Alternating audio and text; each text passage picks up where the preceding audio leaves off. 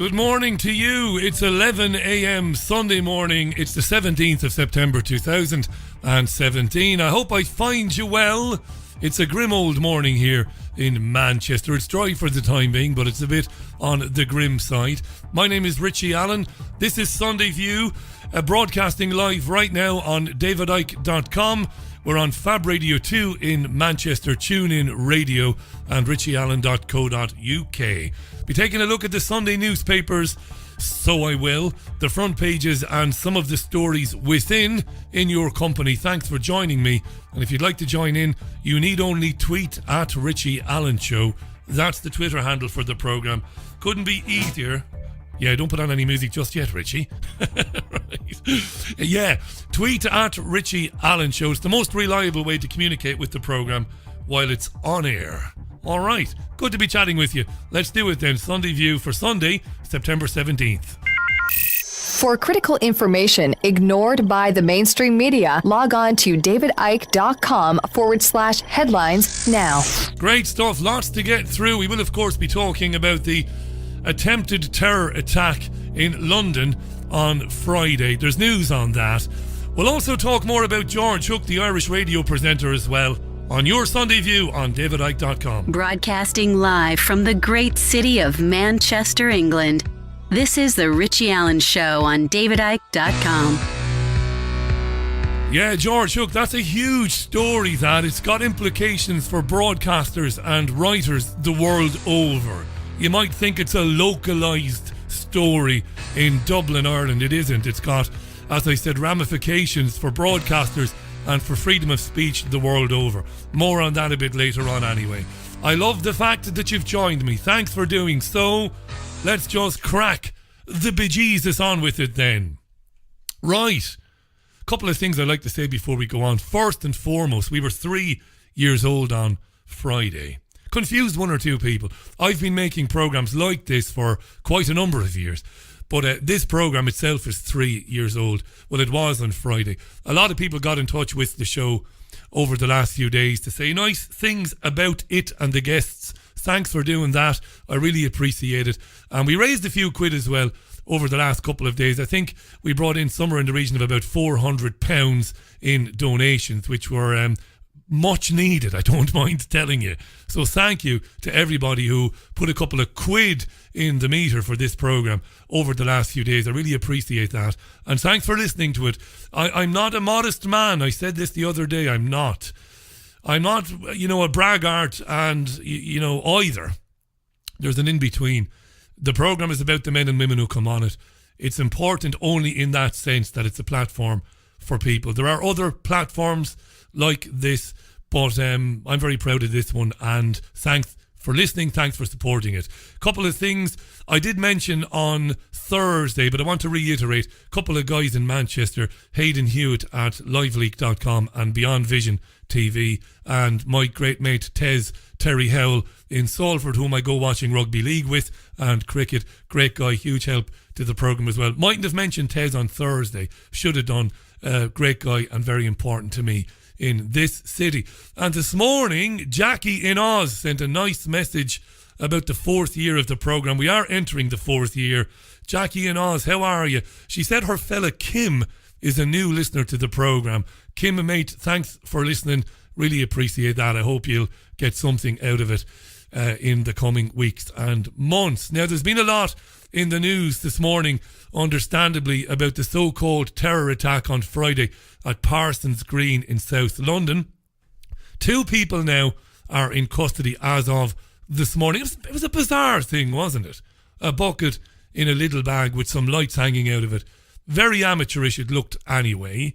I was thinking, why would ISIS take responsibility for something amateurish like that? Now, I don't think this is funny. I don't find it funny that people get caught up in these things and hurt and killed and maimed. So don't think I do.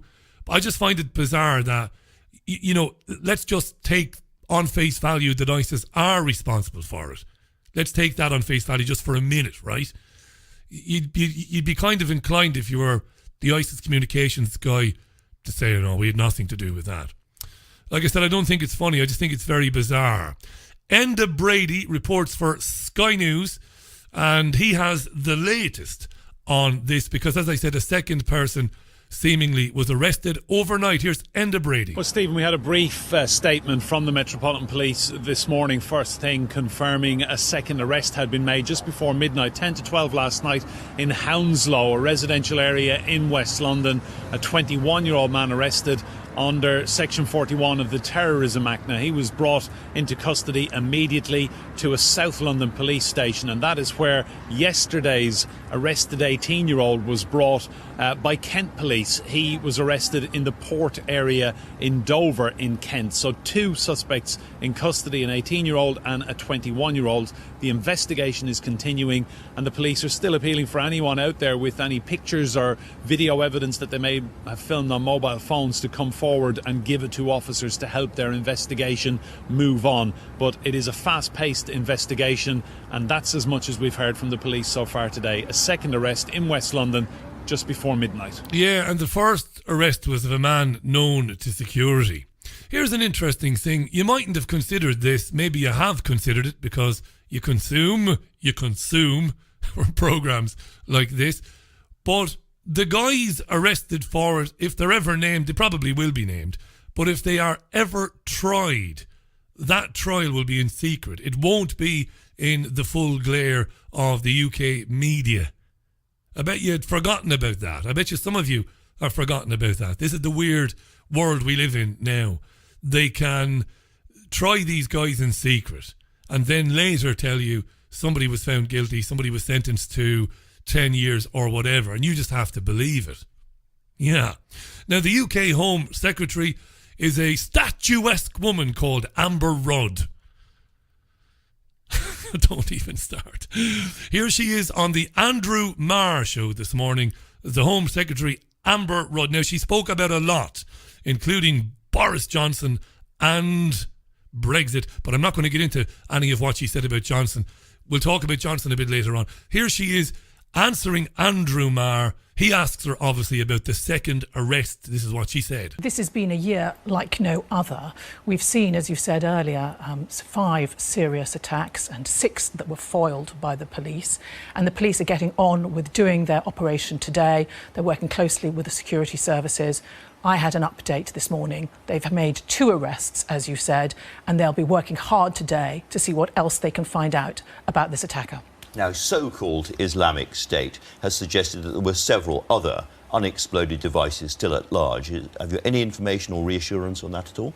We don't. It is inevitable that so-called Islamic State or Daesh will reach in and try and claim responsibility. We have no evidence to suggest that yet. But as this unfolds and as we do our investigations, as the police do their investigations, we will make sure that we find out exactly how he was radicalised if we can. Very interesting. There's absolutely no evidence Islamic State was behind it, said Amber Rudd, the Home Secretary. Now, whatever you think of politicians, and I have certainly opined a lot on politics and the lack of necessity for it. I don't engage, basically, with the political system. I don't believe in it. But it's interesting, she's been very honest there. But you wouldn't know that if you followed the UK and world media reporting of what's happened on Friday, or what did happen on Friday. It's being widely reported that ISIS terror cells are operating in the UK doing these things. Now, they might be. And there's some evidence that because of what's happened in Syria and in Libya and elsewhere, there's some evidence that some pretty bad dudes are coming into the country. So I'm not denying that, but I'm just saying, it's telling that Rudd said, no, there's no evidence really. Right? Just thought we'd pause it there while we reiterated that. It goes on. If we can. Can I ask whether it's true that the Daesh information that's coming out at the moment is always as dangerous as you suggested? Well, yes, we think it is. I mean, the way these particularly young people... In a sense, do you take it seriously? When they say there are other unexploded devices, do you take this seriously or is this propaganda? Well, my focus has always been on making sure there is less material out there from Daesh to radicalise people. Perhaps claiming responsibility might do that as well. But the police will be responsible for looking into whether these connections are actually correct or not. Are there more resources coming for counter-terrorism operations? Absolutely there are. I mean, today we've announced £24 million of new money, which will go to counter-terrorism operations across the country where it's needed, particularly to support operations where they're protecting people in public places. We've made sure the counter-terrorism budget is been able to expand overall from 2015 to 20. It's gone up from 11.5 to 15 billion. We're absolutely committed to making sure the security services and the police have the right resources. Yeah. Now, she said they're committed to preventing the material. And this is very important. We did say in the summer, or I said in the summer, this is going to be a big deal in this Parliament. Okay, the attempt to crack down on online extremism and to blame radical jihadism for whatever measures are introduced. Measures that will impact upon men and women challenging the establishment narrative on everything, but who will be deemed as extremists, caught up in the whatever. And I'm not going to play the clip again, but I did play a clip. It's a very important clip of Theresa May speaking to John Humphreys on Radio 4 a few years back. May was Home Secretary then, I think she was. And in fact, I know she was. And Humphreys pressed May to give some sort of a clear definition of what extremism is. And May wouldn't do it. And you're getting the same with Rudd now, you see. We've got to prevent people accessing material from the likes of Islamic State. But ultimately, they want people to find it difficult to access material from the brave men and women whom research or investigate the establishment narrative and point out the massive holes in it. The sorts of men and women we're lucky enough to hear from on this programme. That's where it's all going. She said loads of money for counter-terrorism. What does that mean exactly? I'll tell you what I think it means. I spent the afternoon yesterday watching a bit of telly and having a cold brew. And I'll tell you what, I'll tell you about that in a minute, what the counter-terrorism means and the money for it. Before that, the former head of UKIP, the former UKIP leader Nigel Farage, he was speaking with Fox News yesterday and he wants the army to get involved. He wants the army involved and he wants the police to be armed. Listen to Farage on Fox News. We hear the Prime Minister after each of these attacks saying we're going to step up and we're going to put more resources in. I don't think at any stage of this that our leaders have really contemplated the scale of the problem that we face. And I think part of the reason for that is that they themselves are responsible for much of it. You know, I was saying a couple of years ago that we must get the military involved to leave the police freer to get on with things. We're now hearing that finally, perhaps that may happen. And the other thing I find extraordinary is we still, in the whole of this country, only have just over 6,000 police officers who've got weapons. Mm-hmm. That's all. The rest of them are not routinely armed. And if you think back to the London Bridge attacks, where the terrorists got out of a van, a police officer on duty with a baton went up, confronted them, was stabbed. He survived, I'm pleased to say. Now, had he had either a gun or at least a taser, right, he could have stopped that attack happening in Borough Market. So I don't think we're gearing up quickly enough to this. I think we're always behind the curve. Nigel Farage. Now, look, lest we descend into some whirlpool of constantly repeating what we say, but sometimes it's important. How many times have I been saying on programmes like this, they serve the same masters. Let's get the army involved. That should be a terrifying prospect for every man, woman and a child old enough to understand what's going on. Let's place the army in the high streets of UK cities. Right? This is the problem, reaction, solution scenario, brilliantly analysed and written about by David for many, many, many years. The terror threat level is at critical at the moment. Now, this is funny, right? It is. You've got to laugh, I think, sometimes. How have we allowed ourselves to reach a point where we live and make decisions by colour-coded terror charts. Like, it's enough to drive you insane that so many people can't see the folly of it. I mean, it's lunacy, isn't it? It's lunacy. We're at critical now, which means an attack is imminent. So the government are saying, with the support of the security services, an attack is imminent. That's imminent. Any second now, terrorists are going to kill you, or somebody like you, or somebody near you, or in a city near you. And what all of this really means, as I mentioned earlier on, I was at home yesterday afternoon. I was briefly on Twitter. I don't spend very much time on social media. I don't like it. I prefer human contact. I really do. I spend very little time on it. But I was on Twitter yesterday for a minute. I was looking at various football scores and stuff coming in. And I couldn't not notice that a number of people, families, were going out yesterday. And they were going to train stations to either go to cities for football or rugby, or if not for sport, they were going to the countryside to walk in the UK's amazing National Trust parks, which is something the future Mrs. Allen and I do on a regular basis.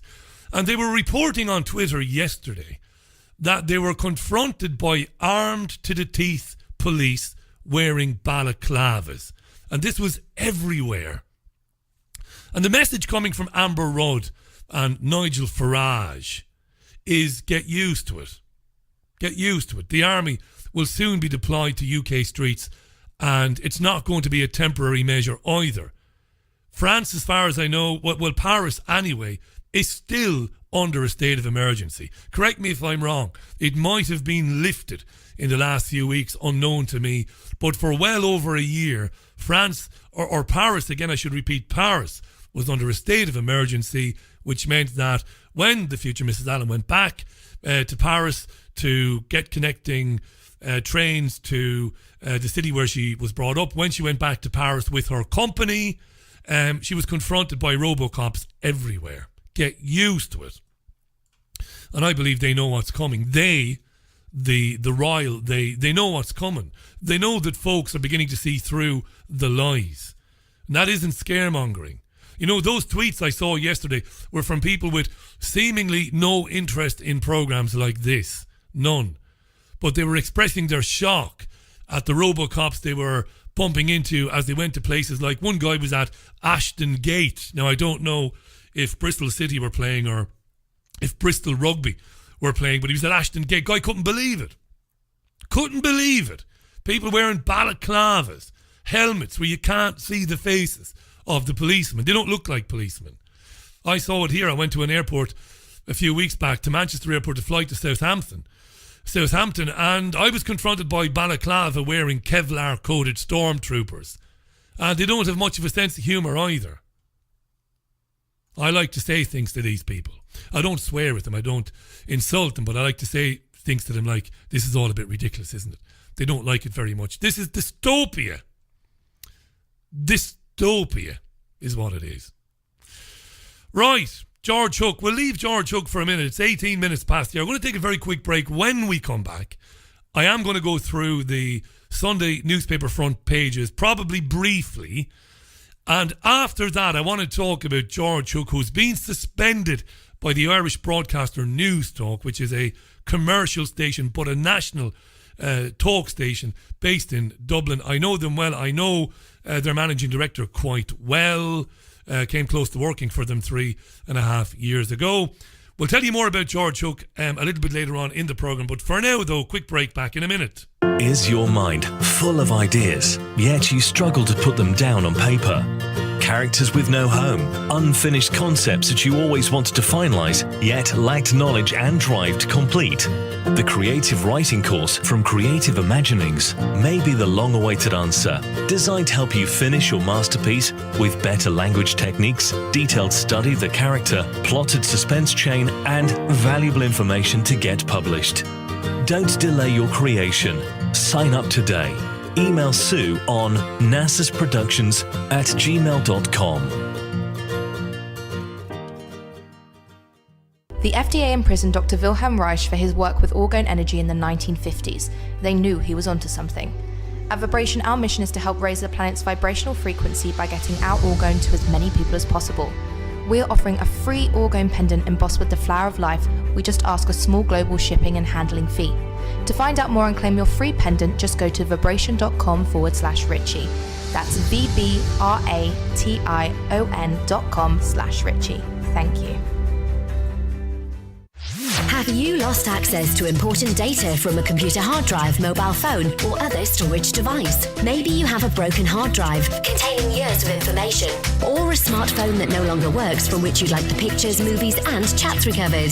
If you would like to recover data from any type of digital device, including desktop and laptop computers, external hard drives, cameras, smartphones, NAS, and RAID servers, then contact Data Clinic today at dataclinic.co.uk now.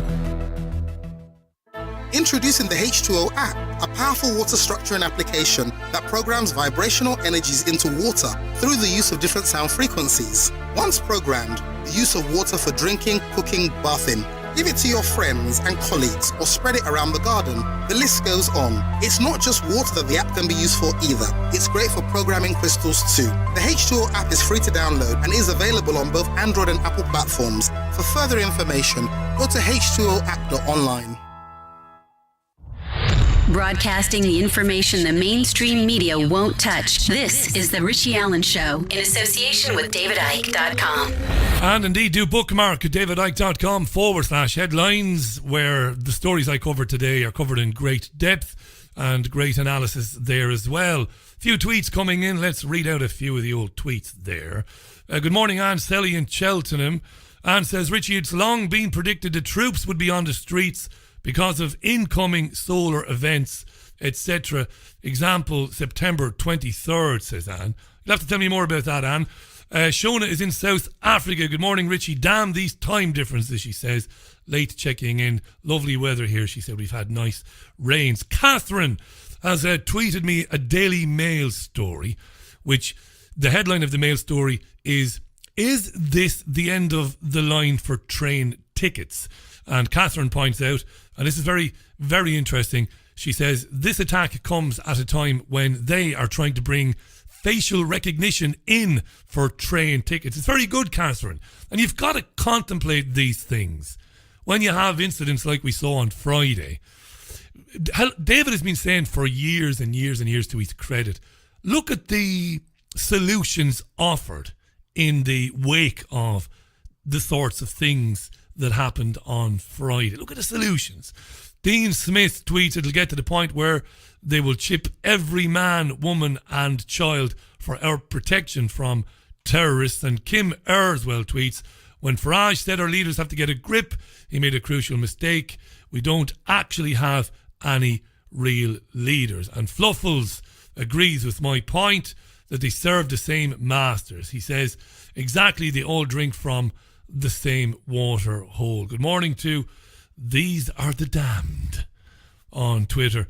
Good morning to Brian Brew, who says it's all very strange, Richie. It is very strange what happened on Friday. But not because I'm trying to, or not because I'm censoring myself. I've never censored myself. You can only speculate when you see things like Friday. You can only say, yes, that looks really bizarre, that. What you can't do, because, you know, there are muppets calling themselves journalists in the independent media who will come out and make all sorts of proclamations about what happened on Friday and will tell you what happened, and they will tell you it's a fact, but they couldn't possibly know because they weren't there. The journalistic thing to do is to say, that looks very weird, that. I'd like there to be a real investigation into that. It's hard to... it's hard to believe everything we are being told. That's the proper thing to do. But outside of that, I can't do anything else. What can I say? I don't know, Good morning to Paul Alawi. Paul says, good morning, Richie. Congratulations for making the 3-year milestone. Thank you, Paul. That is greatly appreciated. So let's look at the papers then. Let's look at the papers before we talk about George Hook. This is Sunday View. It is live. It's exactly 24 and a half minutes past 11. That's UK time as we record this. There might be developments on the bomb on Friday. If it was a bomb, later on, so don't blame me. We do this live between 11 and sometime between 11 and 12. The Sunday Observer front page, the headline, police search Surrey house as teenager held over tube bomb. So obviously the papers are a little bit behind in terms of the papers were put to bed late last night. They've been printed. They're out there. They say an 18-year-old man is being questioned as police search a house in Surrey. Now, there's been a further arrest, right? That's the Sunday Observer. Detectives are saying they're keeping an open mind on whether more than one person was involved in the attack or not. We did hear the Home Secretary, Amber Rudd, speaking to Andrew Marr from the BBC a bit earlier on, saying that we don't know what to believe at the moment, basically. Also in the Sunday Observer, there is a report that senior Conservatives have branded the UK Prime Minister Theresa May as too weak after she refused to sack Boris Johnson over his Brexit comments in yesterday's Telegraph newspaper. Now, we'll come to the comments made by Johnson yesterday shortly. We'll chat about that, and we'll hear from Vince Cable, the leader of the Liberal Democrats. So since the papers came out, remember, there has been another arrest. The Sunday Times, the headline is Terror Police Raid Homes of Honours Couple. Well, apparently Ronald and Penelope Jones run a foster home of sorts. They are carers, and they have recently looked after young refugees from Syria and Iraq. And some newspapers are leading with photographs of Ronald and Penelope Jones receiving MBEs from the Queen in 2010. They have fostered at least 268 children. I wonder, do Ronald and Penelope have any idea how many of those 268 children were taken from loving mothers and fathers because the state deemed them possibly guilty of future emotional harm? But that's another story. Anyway, that's the home being searched, or that is the home that was searched overnight. There has been another arrest. So that's in the Sunday Times. It's in the Sunday Express as well. Bomb raid on foster home. Same again. The Sunday Express claims in their front page story that, in another story on the front page of the Sunday Express, they say that the arrogance displayed by the European Union and the recent comments of Jean-Claude Juncker, the president of the EU Commission, the Express says that the comments made by Juncker and the arrogance of the EU generally has put paid to any chances of a second referendum. So the Express is saying that UK people are sick to the back teeth of the EU, which of course wants complete union and the total eradication of borders, the dissolution of sovereignty. Juncker wants all this by 2025, complete fiscal, economical, political and military union. That's what he wants. I'd love the Sunday Express to be right, I really would. Now, the Star on Sunday, we don't normally give any mention to the Star on Sunday because their stories are usually celebrity-based stories or Z-list celebrity-based stories. I never know who these people are on the front page of the Star on Sunday. Honest to God. But then again, I'm a 42-year-old. My time is gone, basically. My time is gone.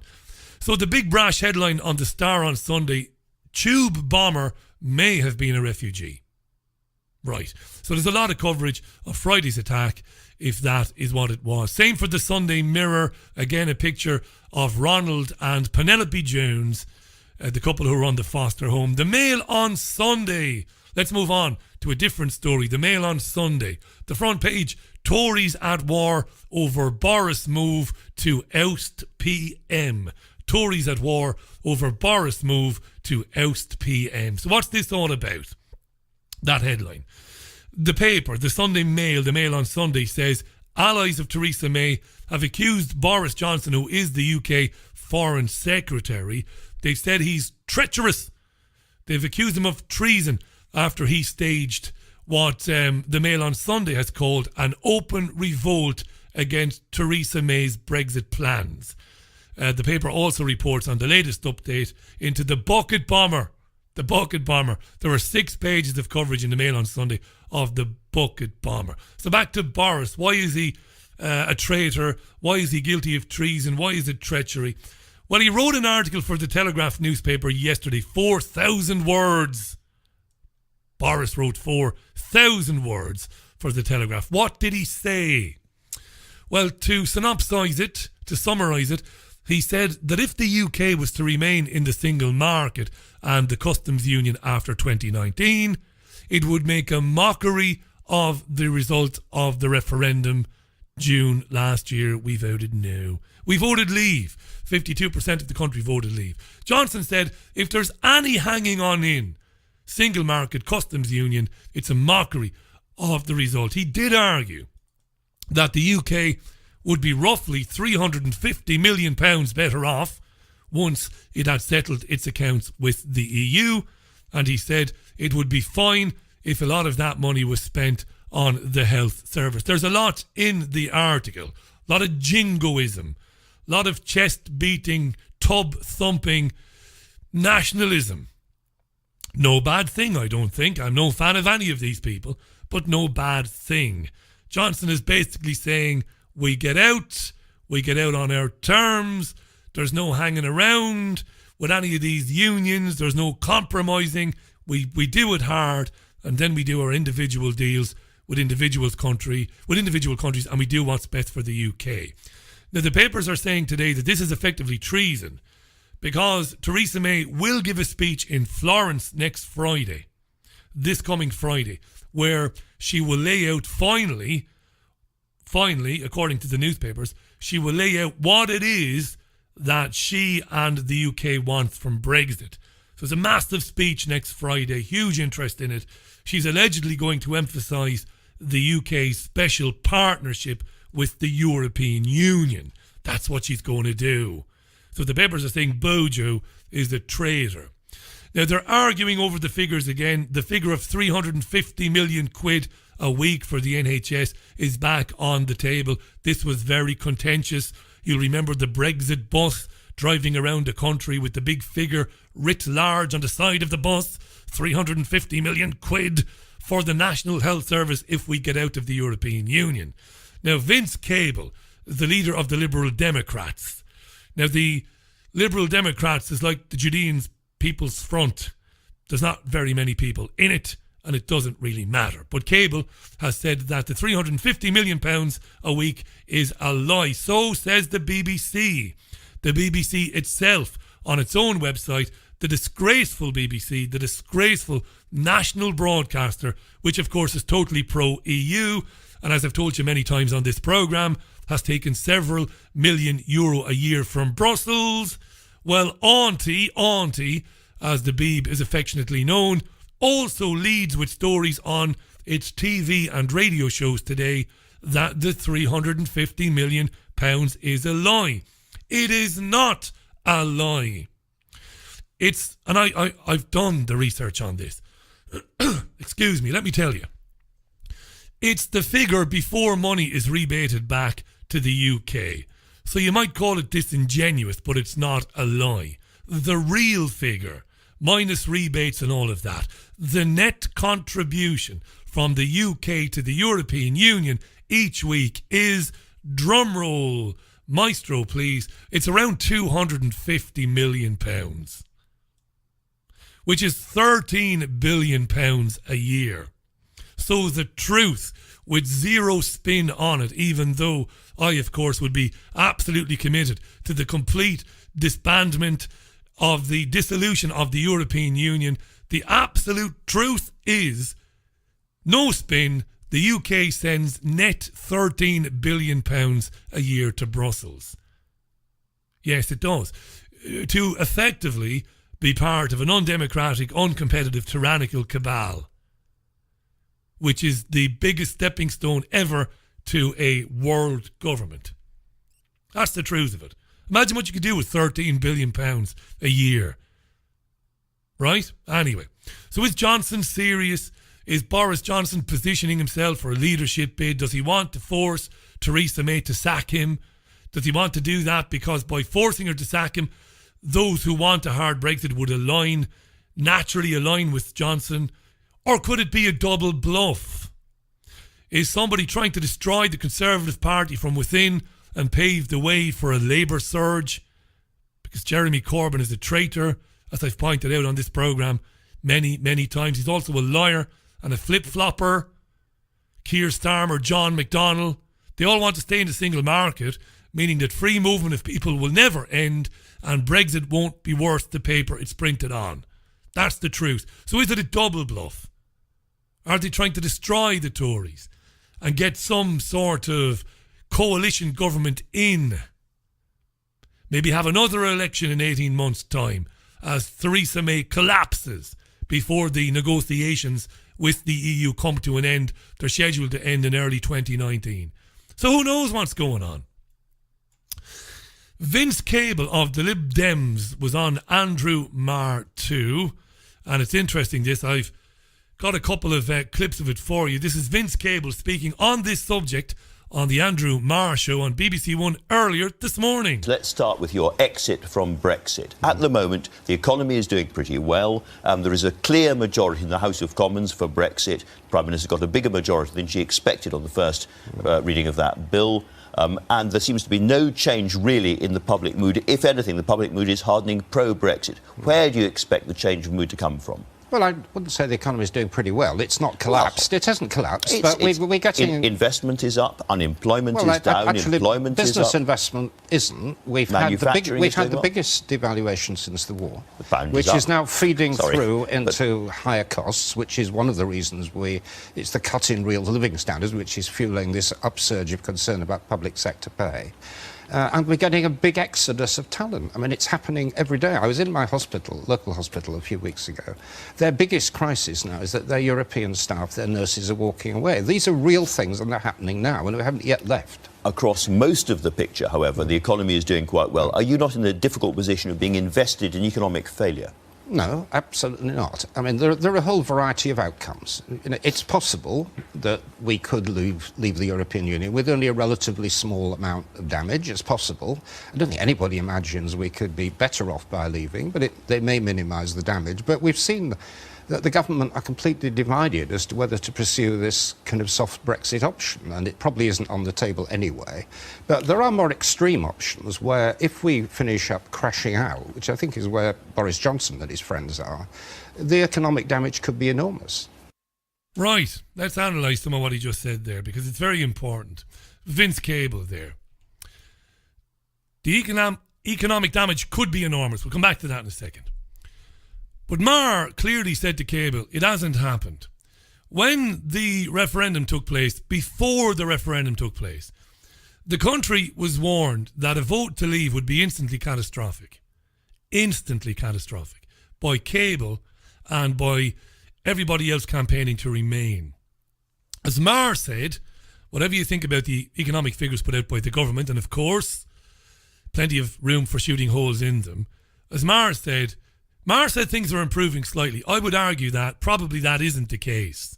When they put out these job figures, again, they are skewed by the fact that many of these jobs are 0-hour contract jobs. They are not stable. They are not secure jobs. They are temporary jobs. I accept all of that because I'm honest. You've got to be honest about it. But the disaster promised by those who said, if we leave, we're doomed, hasn't materialised. And now Vince Cable is reduced to saying that it could be catastrophic if we leave. Could be. Marr should jump all over that, but he doesn't. But to be fair to Marr, he does then tie Vince Cable up in knots about Cable's desire for a second referendum to ignore the will of the people, effectively, and to do it all over again. Marr takes him on. Listen to this. You have said several times now that you'd like the people to be given another choice, which means a second referendum. First of all, do you accept that for there to be a parliamentary stitch-up of some kind which stopped us leaving the EU would be democratically indefensible? No, I think if you're going to delegitimise the public vote, which we've already had, I think we've got to have another one. And I think that simply doing it through Parliament isn't going to be adequate. I'm not a fan of referendums. I was critical of it in the first place. We've gone down that road, and I think that's the only way to carry the public is to give them another choice once we've seen what the facts are. So when did you change your mind on the second referendum issue? Well, I haven't changed my mind. Yes, I you said, have. No, Sorry, I'm so sorry. I've got to read what you said. Yes, what I said before was that I think we shouldn't just go back after the second referendum and have another one and re-vote. I think I know the quote you're going to produce. I have to read it out. What I'm now talking about is the future once we know the facts about exit. OK. Last year you said the public have voted, and I think it's seriously disrespectful and politically utterly counterproductive to say, sorry guys, you got it wrong, let's try again. But that is what you are now proposing. No, absolutely not. No, what I said, I totally defend, absolutely right in that context. We'd had a vote. But what is the second referendum except? A decision had been made, we're not rerunning it. There's a difference between setting out on a journey, which was what that vote was about, and the destination when you know what... So, Cable has just said to Andrew Marr, now Marr should jump all over him. He should really hammer him. He said the vote in June 2016 was about setting out on a journey. Not knowing the destination. See, this is a monumental lie. And Marr doesn't take him on in the way he should do. As has been proven time and time and time again. And I've got the audio to prove it. I'm not going to play it today because I'm tired of playing it. Everybody who voted, let me repeat, everybody who campaigned to remain, George Osborne, David Cameron, Vince Cable, that idiot who headed up the Lib Dems before Cable, Tim Farron, they were absolutely certain in their threats and in their dire warnings that leaving the EU meant leaving the single market and the customs union. Leaving meant leaving. So they can't now turn around and say, oh, people were setting out on a journey. They didn't really know what leave meant. Well, they did. I've played the audio thousands of times on the programme. The collected audio of all of these goons repeating time and again. We better not leave because leave means leave, right? This goes on for another few seconds. Have a listen. When you know what's going to happen, when the negotiations have taken place. The Prime Minister's produced this rather ludicrous Anakin slogan about Brexit means Brexit. It doesn't. We know that there are massive differences of view. The whole point about Boris Johnson's intervention is that he's got an utterly and completely different view about what Brexit means from the Prime Minister and the rest of the Cabinet. Right. So that's Vince Cable there on the Andrew Marr show earlier on. There's not really a lot more I'm going to add to that, really. I've said enough about Cable over the months since the UK voting public decided to leave the European Union. There's been a couple of questions on that. 52% of those who voted, not 52% of the country. That's Rich Mortimer who said, I voted leave, Richie. Was it 52% of the country or of the voting turnout? It was 52% of the turnout. Absolutely right. Good morning to Steve. Good morning to Joe Wood. That's Steve, Leeds United. Good morning to David Kona. David says, don't you think that some of the eyewitnesses had a little too much to say about Friday's incident?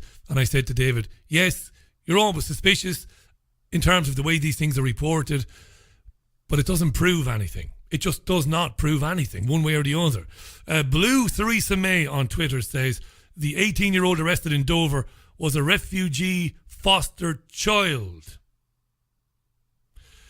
allegedly assisted by MI5. That's alleged, or alleged even by Blue Theresa May. Well, again, Blue Theresa May, where's the proof that the refugee foster child currently in custody was assisted by MI5? How do you know that?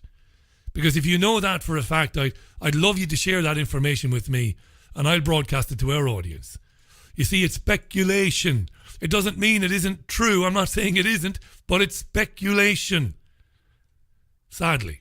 And this is why 99.99% of what claims to be the independent media is garbage. Utter garbage. And I will do a programme next week, again, on identity politics, which I've been covering a lot. And the truther community is another identity group of identitarians. And it's incredibly dangerous. And I'm going to get into this in the coming days. I've been touching on this for months now.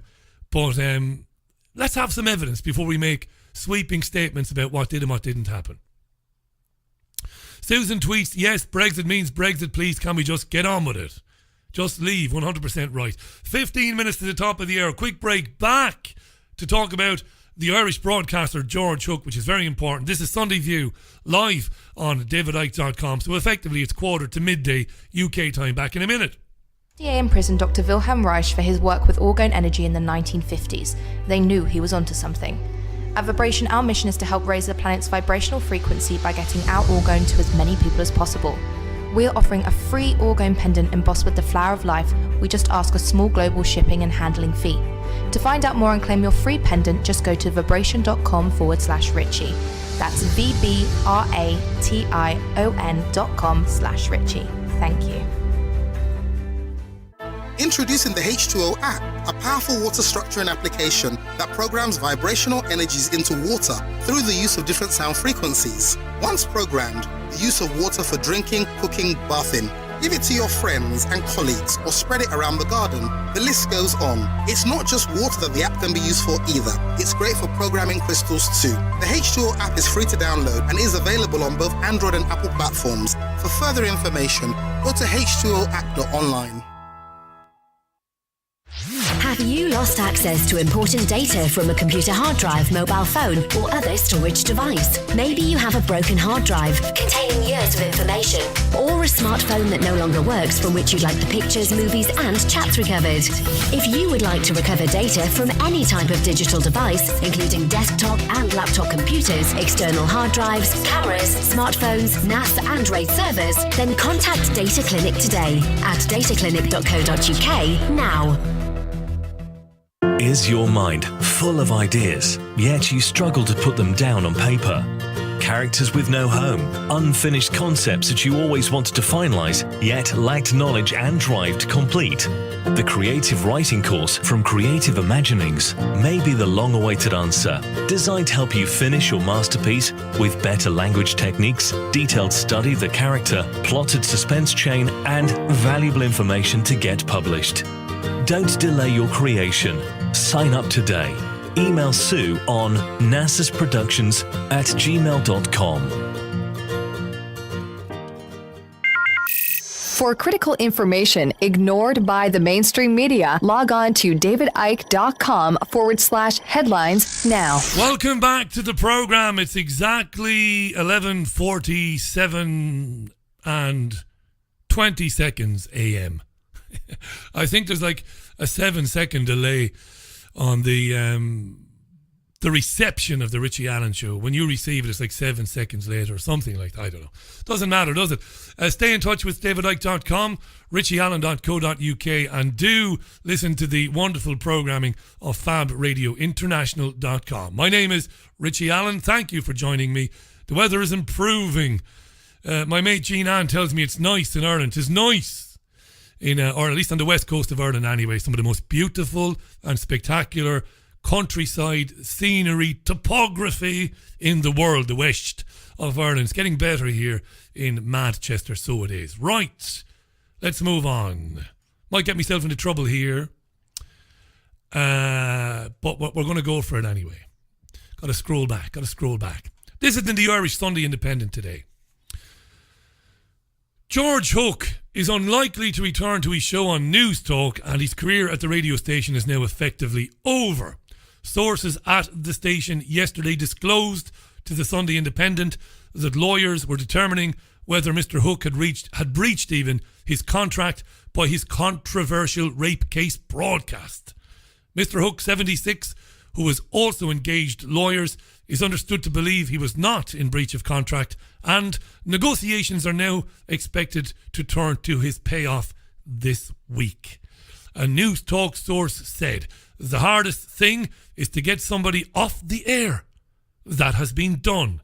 George Hook is off the air. Once they are off, the hardest thing for them is to get back on air. The chances of George Hook returning to the air at News Talk are now slim to none. Station insiders said the investigation was expected to reach a conclusion early this week. Meanwhile, there is concern among Newstalk staff that if the matter isn't resolved sooner rather than later, collateral damage could be caused to other shows. Mother of mercy. A source told the Sunday Independent all week our inboxes have been full of people saying, we really like your show, but we can't listen to Newstalk anymore after what has happened.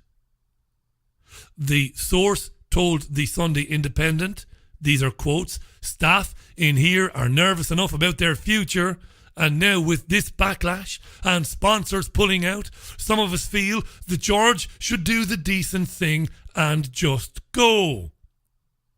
The managing editor of Newstalk, Patricia Monaghan, yesterday rubbished claims that there was systemic sexism at the station. She said the idea that female representation failed to count if it is not heard on air was insulting. Yeah. Somebody who used to work for Newstalk, or still does in some capacity, is a woman called Sheila Shoiga. I tweeted Sheila the other day. She didn't respond. I didn't think she was. Sheila was bitching, saying that she fell out with the station, or there was some problem, some issue, because she was put on at weekends or late nights or something like that. Jesus Christ, Sheila, it couldn't be that you just weren't good enough. Could that be it? Could it be that you're just not good enough as a presenter? You don't have anything going for you as a presenter. You've no charisma, no ability to engage with an audience, no ability to connect with somebody on a one-to-one basis. Maybe that's it, Sheila. Maybe it's not because you're a woman, maybe. Maybe it is because she's a woman. I don't know, because I know nothing about Newstalk or its hiring and firing policies. Identitarians are taking over the world. We'll come back to that in a minute. Now, I was driven mad on Friday. I was driven so mad, I phoned my friend, Jean-Anne Crowley, and I ranted and I vented and I vented and I ranted. And I said, you know, there are things I'd like to say, but I don't say, not because this is a proper contradiction in terms now. I was just about to say, not because I censor myself when it's glaringly obvious that if I stop myself from saying something, I am censoring myself.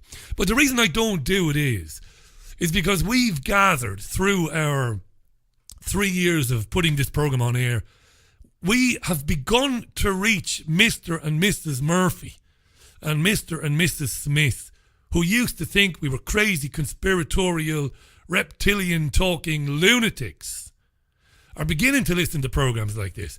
So I'm more careful about what I say, lest I lose, that connection with people who are just about starting to wonder what the hell is going on. So sometimes I stop and I don't go as far as I want to go. And I don't matter, remember. It doesn't matter what I say or what I don't say. I just have an opinion like everybody else. There are times I really want to get stuck in. All right? There's a woman called Dil Wickramasinghe. Sincere apologies. I've tried to figure out, listening to audio, how to pronounce the lady's surname properly, but I can't figure it out. It's spelled Wickramasinghe. Dil Wickramasinghe or Wickramasinghe. Wickramasinghe, maybe. Dil Wickramasinghe, I'm going to say anyway. She's an employee of Newstalk, and last Friday she said she was appalled and disgusted by the comments made by George Hook on his show on Newstalk, and she threatened her employers that she would not show up to work and do her weekend programme unless he was fired. That drove me mad. As a union man all my life, and I don't identify as a socialist, I don't identify as a union member, I identify as nothing, right? So I'm not identifying as a union man. But I've always believed in solidarity in the workplace. And it is unconscionable to me that somebody, whether they dislike Mr. X or Mrs. Y or not, would go to their station and demand they are fired. So Dil Wickramasinghe hosts Global Village on Saturday evenings. I'm sure it's a right hoot. Said that she would leave if he wasn't fired. This is on Friday. She also is strongly critical of station management and has accused bosses of being unsupportive and unwelcoming of female presenters. In her statement, Dil Wickramasinghe said she was a victim of sexual abuse when she was 13, saying her abuser was a 70-year-old man. I couldn't give a rat's arse about the sexual abuse suffered by Dil Wickramasinghe when she was 13 in the context of the story that we are talking about, the firing or the suspension of George Hook. Sorry for anybody who was sexually abused. Can't imagine it's peachy. Can't imagine it's very easy to live with. What has it got to do with George Hook? Who said, how dare he, that number one, the girl who was raped did not deserve it. Number two, she didn't ask for it. Number three, the fucker who did it should be locked up. But number four, he said, don't we need to have the conversation about personal responsibility? Waking up on the bathroom floors of hotels, completely unaware of where you are and whom you are with, completely incapable of defending yourself. Right? What has that got to do with women are not being supported at News Talk and I was abused when I was 13? Stick that up your arse. So far up your arse it never comes down again. It's got nothing to do with it. Nothing. This is identitarianism again, writ large. Me. Gilad Atzmon writes in Being in Time. And by the way, Miss Wickramasinghe identifies as a gay lesbian woman. She identifies as a gay lesbian woman. Contemporary ID politics is an exercise in uncritical self-love, writes Gilad Atzmon, and in that he is right. 100% right. How dare you or anybody else say anything or offer an opinion on anything which triggers my sensibilities and causes me to go into meltdown. This is the world we're living in now, you see. This Sri Lankan woman, born in Rome, who's been in Ireland since 2000, this woman who identifies as a gay lesbian woman, used to live in Bahrain with an Irish woman, came to Ireland in 2000, says she was sexually abused. This, you see, this woman, this person, is now dictating the discourse around George Hook and whether or not George Hook was okay to say what George Hook said or didn't say. What happened to Ireland, this revolutionary country, which fought off invaders for hundreds of years, when Sri Lankan gay lesbian women are now dictating to the country? Don't speak in case it offends me. You know what you can do, love? Fuck back to Rome or to Sri Lanka or to Bahrain or wherever you came from. I'll tell you what, love. Try and be a gay lesbian woman in Bahrain. See how you get on there. This is sickening to me, this. This is sickening. It is dangerous. It is destructive. It is destroying journalism. It is destroying free speech. It is terrifying other writers who look at what happened to Kevin Myers, look at what happened to George Hook and decide, well, I won't finish this article. I'll bin this and I'll start something else. I might just get into trouble. Hook said, personal responsibility. You're raped.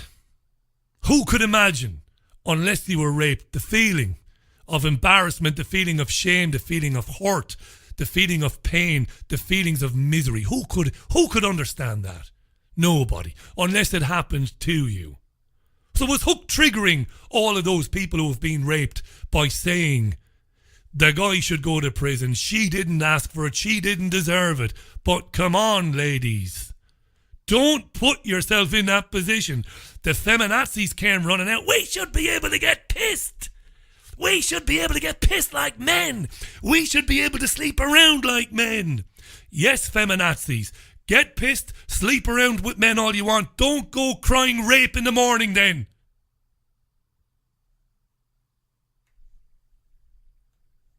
Unbelievable. It looks very much like this girl was raped, was sexually assaulted. She got so drunk she couldn't stand up, she couldn't speak, she couldn't sit down, she was so pissed. And put herself, I'm going to say it, by doing that, she made herself vulnerable to the sort of predator that she encountered that night. What is so wrong with discussing that?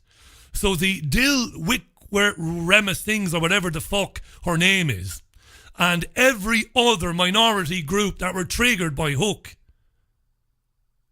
and who want to pervert, to stop, to prevent, to silence, to censor any discourse, any rational conversation, they can take a run and jump. I really am angry about this. I can't believe that in my country, minorities are as entitled to, not more, as entitled to human rights, free speech, freedom to travel, freedom to work, freedom to procreate, freedom to do whatever you want. They have as much of a right to do that as anybody else, but they don't have more right. And how can it be right that they can say, we must live in a world where we can never be challenged, we can never be questioned, we can never be offended?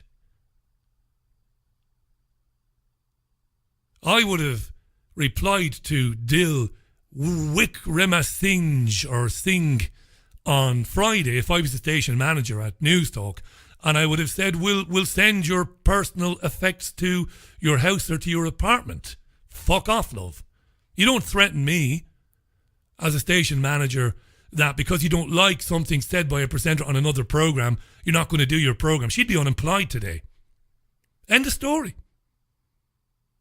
What sort of scumbag tries to get a guy fired for saying something just because you don't disagree with him? I'm boiling mad here. But that's what we've been reduced to in Ireland. You know, and it's what we've been reduced to everywhere else, to be honest, because RT have run a story today. They ran it yesterday as well. And it's about this progressive agenda. This PC, silence opinion. Silence diversity of opinion. Ironically, they claim this is about protecting diversity. It isn't. It's about destroying diversity. It's about destroying multitudes of different opinions. RT ran a story today and yesterday about a man working in Oregon, a British conductor, a musical conductor working in Oregon, who was fired from a musical festival in Oregon. He was fired as the conductor for racism, except he's not done or said anything that is remotely racist. This is RT with the story, and I don't think you'll believe your ears. Another race-related scandal in the US. This time, a British conductor has been fired from a prestigious festival in the state of Oregon for mocking the accent of his friend, an African-American tenor. However, the singer himself says the joke was innocent. He's been victimised and I'm very upset about it. It was an innocent joke that has been entirely taken out of context. I'm from the deep south and Matthew often makes fun of my southern accent, just as I often make fun of his British accent. The backstory here, it's understood a woman overheard the two friends' conversation. Then she reported it. After that, Matthew Hall's contract with the University of Oregon was terminated, despite the fact he's been the artistic director of its music festival since 2014. His dismissals provoked outrage online. Pressure on the festival organisers now then to reinstate Halls is growing, with other musicians rallying to his support. Tenor Reginald Mobley fears his friend's career, though, is going to suffer after being branded a racist. Political satirist Emmy Horowitz says that the word racist has lost its meaning and power through overuse too these days. The reality is that the social justice crusade that we've been seeing now over the past few years has been eating its own.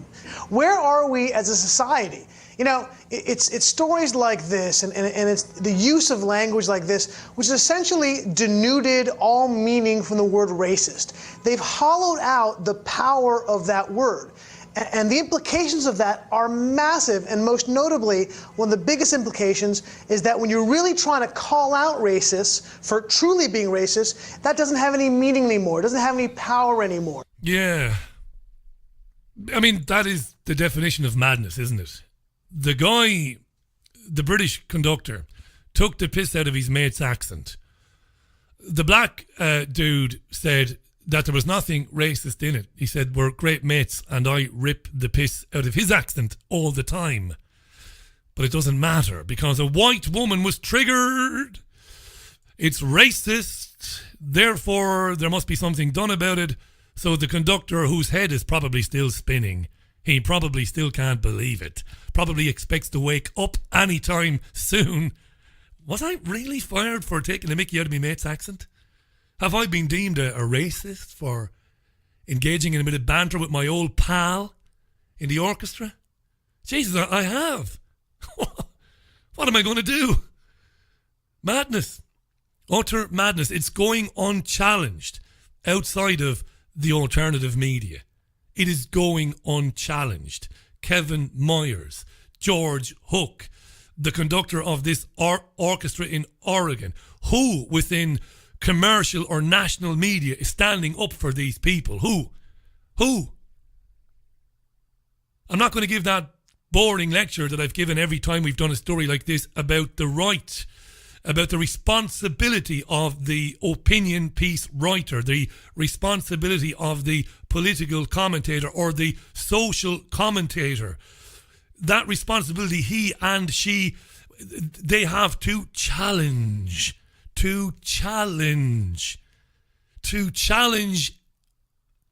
your perceptions about yourself, to challenge the opinions you yourself have about everything, from politics, from sport, from, as I said, social affairs, whatever. Isn't it their job to challenge and to provoke? Because by challenging and provoking, it's asking you and me to constantly revisit the positions that we hold dear. You know, is there new evidence about something that challenges my definite opinion on something? Is there? Christ, let's have a look at it then. But no, you see. Because the rise of identity politics, as I've talked about, and I do recommend you do 3 things. Number 1, watch the Adam Curtis film, The Century of the Self. Number 2, read Gilad Atzmon's Being in Time. And number 3, David's forthcoming book, which will be released in November, is taking this head on. I would get that when it comes out. This is where it's at now.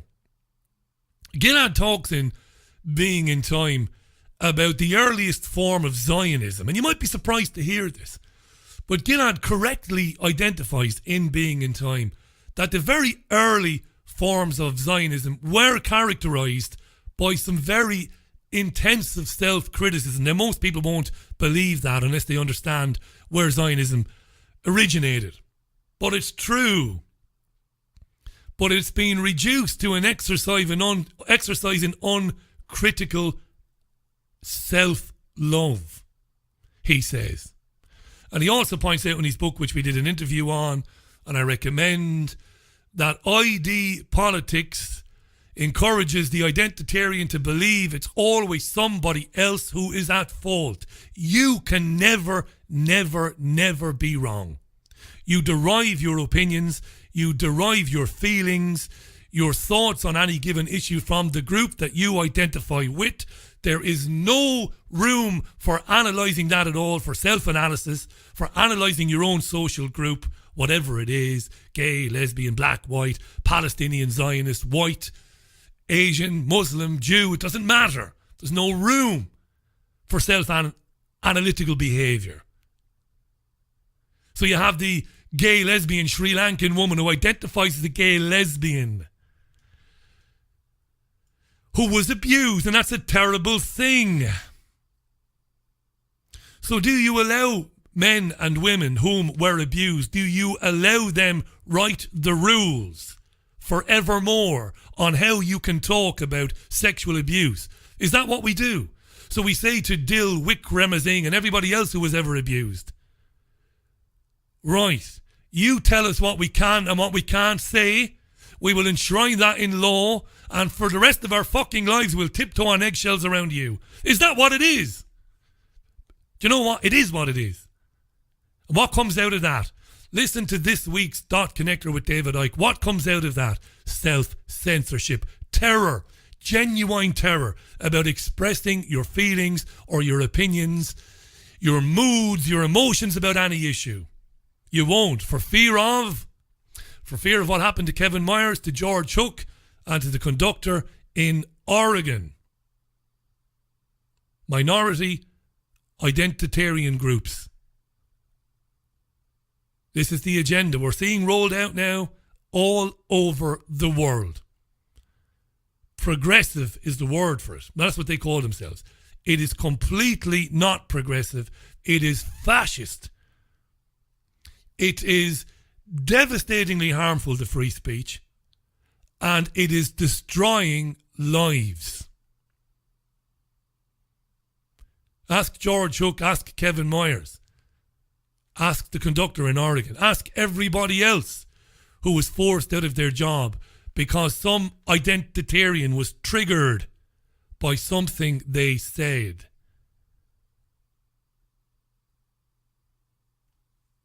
Nobody in Irish media is saying, why didn't Dil Wickremesinghe or whatever her name is go on George Hook's programme? When I worked at Talk Radio Europe and I worked for WLR many years ago, we would occasionally take issue with something our fellow presenters said or did. We would go on their programmes. Isn't that right? Isn't that democratic?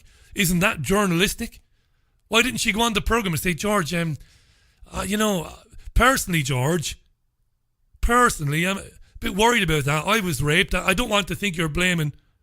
But you see, Dil Wickremesinghe couldn't do that because Dil Wickremesinghe is a pathological liar. She knows that George Hook wasn't blaming the victim. Deep down, she knows that. She knows it. So she is the vilest of creatures on planet Earth.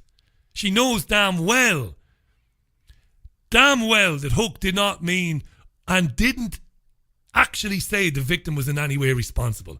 He said, why can't we have a discussion about getting rat-arsed pissed to the point you can't move?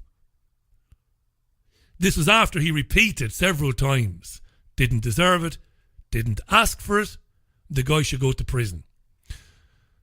I've ranted enough about that for now, but we'll hear more anon. Hook will never broadcast for News Talk again, there's no doubt about that. I hope sincerely that Hook is serious. I'm sure he's got the money to do it, so if he's got the money he should do it in taking them to court for wrongful dismissal, even though he hasn't been dismissed. Take them to some tribunal for wrongful suspension and be done with the Dil Wickremesinghes of the world and everybody else like her.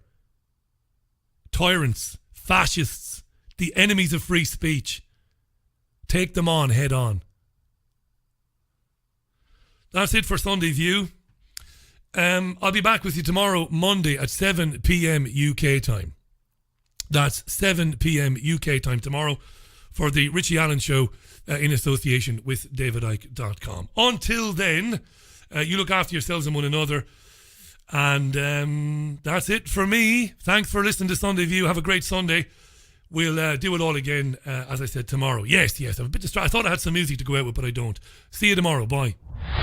Broadcasting the information the mainstream media won't touch. This is The Richie Allen Show in association with davidicke.com.